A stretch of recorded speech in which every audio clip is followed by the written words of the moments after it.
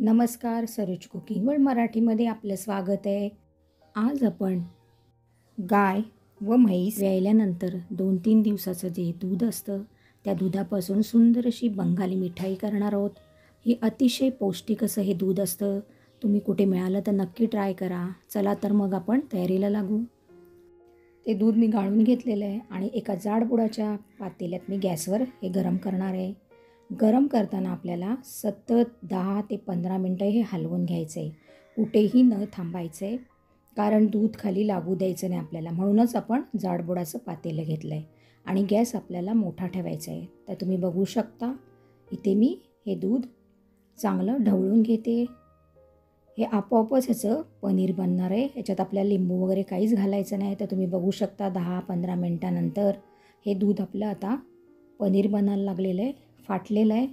तर अशा प्रकारे ढवळून घ्यायचं आहे. आणखीन आपल्याला हे दूध माझं 1.5 लिटर आहे आणि आपल्याला सतत ढवळून त्याला आपल्याला कीस असतो ना त्या प्रकारे करून घ्यायचं आहे. गठ्ठे ठेवायचे नाहीत. तर अशा प्रकारे हे 20 मिनटं झालेली आहेत. आता आपलं दूध आटत आलेलं आहे. आणखीन थोडा वेळ आपल्याला हे आटवून घ्यायचं आहे. हे पाणी आपल्याला कमी करून घ्यायचं आहे आणि सतत हलवायचं आहे. कुठेही गठ्ठे ठेवायचे नाहीत. तर अशा प्रकारे हे आपण आटवून घेतल्यावर झालेलं आहे. याच्यात थोडंसं पाणी अजून. आता ह्या स्टेपला आपल्याला काय करायचं आहे तर साखर घालायची आहे. तर तुम्ही तुमच्या आवडीप्रमाणे साखर ह्याच्यात घालू शकता. तर मी पाऊणवाटी घेतलेली, त्याच्यातली 4 ते 5 चमचे मी फक्त साखर घातली आणि एवढी पाववाटी मी परत उरवून ठेवलेली आहे. कारण ते दूध आटल्यामुळे त्याचा तो पनीरचा गोळा कमी झालेला आहे. पनीर त्याचं खूप कमी बनलेलं आहे. त्यामुळे मी एवढीच साखर घातली. तुम्ही तुमच्या आवडीप्रमाणे घालायचे. थोडा वेळ ढवळायचे. साखरेचं पाणी होईल. पाक करायचं नाही आपल्याला. तुम्ही बघू शकता साखरेचं पाणी इथं होतं आहे. थोडा वेळ 5-6 मिनटं 7-8 मिनटं अशी ढवळून घ्यायचे आणि जरा सुकल्यावर आपल्याला हे एका प्लेटमध्ये काढून घ्यायचे. तर आता आपलं हे पनीर चांगलं सुकलेलं आहे. वेलची जायफळची पूड घालायची आपल्याला आणि आपण एका प्लेटमध्ये काढून घ्यायचं आहे. एकदम कोरडं करायचं नाही, साधारण ओलसरच असताना आपल्याला हे काढून घ्यायचं आहे. तर आता आपलं हे मिश्रण झालेलं आहे चांगल्या प्रकारे. मी माझ्याकडे ही प्लेट आहे सांडण्याची, त्याच्यामध्ये मी काढणार आहे आणि सेट करणार आहे. तुम्ही तुमच्या भांडं असेल त्याच्यामध्ये कुठल्याही भांड्यात सेट करू शकता.